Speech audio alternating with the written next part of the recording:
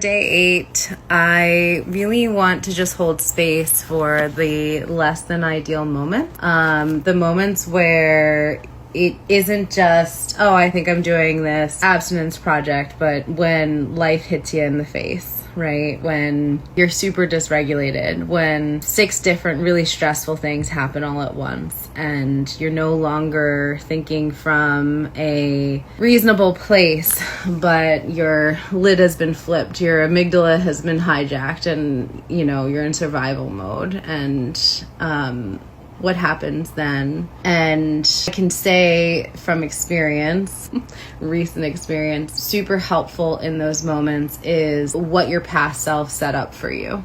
So it's a lot easier to give in to the hungry ghost in those moments, wanting to numb from the stress, from the anxiety, from the tension, from the frustration, whatever it is that's coming up, from the grief or whatever your story is in the moment. It's a lot easier to not give in if you don't have access to it, right? So your previous self removing temptation is going to really help in those moments where the weakness kind of peeks in.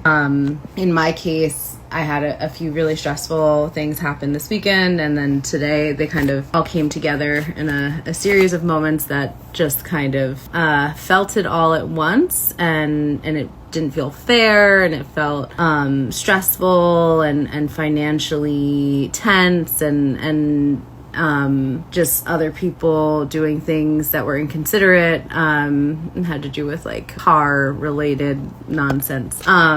And feeling, the lid flipping, the amygdala getting hijacked, like just feeling myself as, the inner little girl who's just like, no, this isn't fair, and wants to have like a temper tantrum, and the caretaker in me wanting to make that go away, make myself feel better. And I have removed all those temptations. However, it's like my brain just like, well, you can contact so-and-so and they would be able to help you with that, and just how it goes, and watching it and noticing, and then sitting with myself and knowing, oh, I didn't get enough sleep last night, and I'm pretty hungry right now.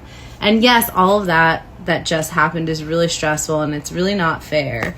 However, the amount of emotion and stress that I'm feeling right now feels a little extreme, and let's see how we feel after we take care of these basic needs. So instead of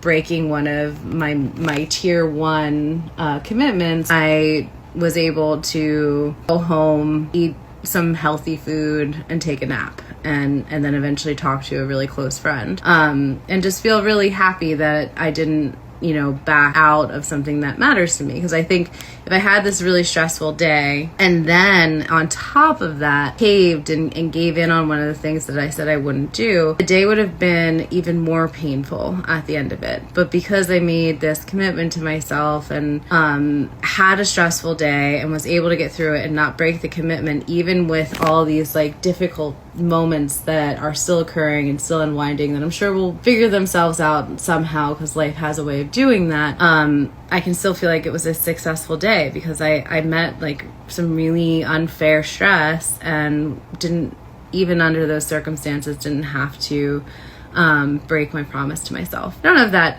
makes sense, but I just want to share, because I think a lot of times when we're on these sorts of journeys, there's the facilitator is giving this like talk about like, I've figured this out, and I really see myself as an equal whenever I'm doing this kind of work. The reason why I do it is because I believe that life is cyclical, and we're going to keep coming back to the same lessons, and we get stronger as we work through them. I'm sure there are times in my life that I'd be on the same journey and would have caved today, and would have felt justified in doing so because of the circumstances. And yeah, I just want to put that out there, especially if you had a difficult moment. And if you did cave, that's okay too, right?